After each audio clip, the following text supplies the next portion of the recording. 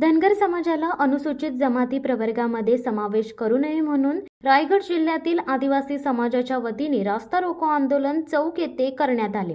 काल खालापूर तहसीलदार अभय चव्हाण व वरिष्ठ पोलीस निरीक्षक सचिन पवार यांना रास्ता रोको आंदोलनाबाबत निवेदन दिले होते। आदिवासी समाजाचे 30 सप्टेंबर 2024 पासून संपूर्ण महाराष्ट्रभर रास्ता रोको आंदोलन व निदर्शने होणार आहेत। त्याच धर्तीवर रायगड जिल्ह्याच्या वतीने राष्ट्रीय महामार्ग क्रमांक 4 शेजारी चौक कर्जत फाटा येथील अंतर्गत रस्त्यावर निदर्शने करण्यात आली। यावेळी आदिवासी महिला व पुरुष उपस्थित होते।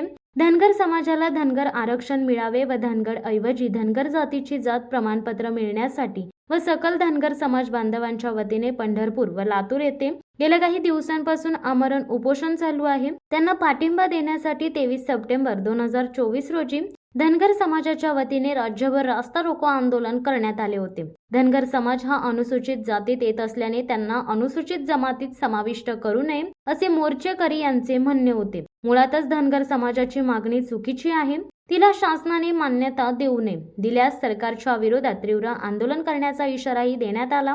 मोरबे धरण कृती समितीचे आंदोलन लक्षात घेऊन उपविभागीय पोलीस अधिकारी विक्रम कदम यांनी चोख पोलीस बंदोबस्त ठेवला होता। अग्निशमन दल, रुग्णवाहिका याही सज्ज ठेवल्या होत्या। उपविभागीय पोलीस अधिकारी विक्रम कदम, खालापूर यांनी पूर्णपणे दक्षता घेतली होती। खालापूर वरिष्ठ पोलीस निरीक्षक सचिन पवार यांच्या नेतृत्वाखाली पोलिसांनी चोख कामगिरी केली। निवासी नायब तहसीलदार सुधाकर राठोड यांनी शासनाच्या वतीने आदिवासी समाजाचे निवेदन स्वीकारून शासनाकडे पाठवण्यात येईल असे आश्वासन दिले।